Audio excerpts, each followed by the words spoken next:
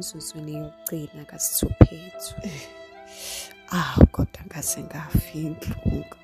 Kodwa idalwa zakithi. Ngithatheni manje. Angiye kubona okhokho. Ngamkeleni idalwa zakithi. Ngamkeleni. Westhuphethu.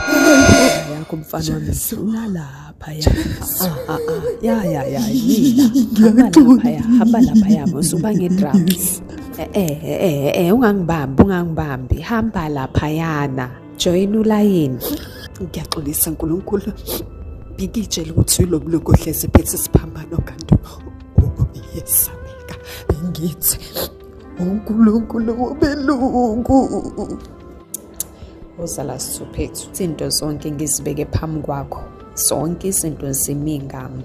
Ngikhombisile ukuthi kahle ngumuntu kanjani. Yonke indalo icolorful.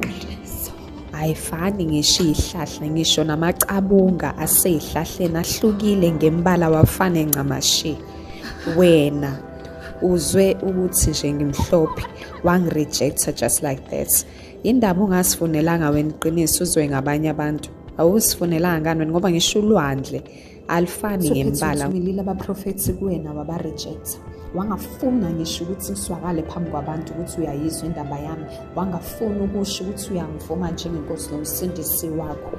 Sthuphethu ngathumela ngisho abaprofeti through ama-movie ngoba ngikubona ukuthi uthanda ama-movie ukuthi bakubonise ukuthi ku-possible ukuthi uNkulunkulu aphinde akhiphe omunye uNkulunkulu phakathi kwakhe, aphinde akhiphe omunye futhi. Ngiyakwazi ukuba sey'ndaweni ey'ningi esikhathi esisodwa njengoba ngikwazi ukukhiqiza isilwane esikwazi ukuzala esinye isilwane esifana naso without ukuhlangana ngokocansi ne-opposite sex. Ngahlulwa yini ukukhiqiza omunye uNkulunkulu oyimina kodwa uzogqoka inyama yenu Sthuphethu ngoba nje yena ngimgqokisa inyama emhlophe ngoba ezalo umama omhlophe ngoba ngenze i-virgin yaba pregnant. Awukholwa lokho?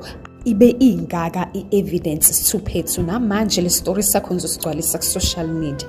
Ngithi ngifundisa abafana nawe abathanda omaskandi oParis bavuke ngoParis ngomaskandi ekuseni lala kushona ilanga balala ngwamaphiyano bakhohlwe imina baloku bangibekele eceleni kuze kufike lesikhathi kodwa uzobabona azosaba nokungivuma even la kuma-comment bakhomente bathi ngiyamvuma uJesu ukuthi uyinkosi nomsindisi empilweni yami ukuze ngizosebenza enhlizweni zabo.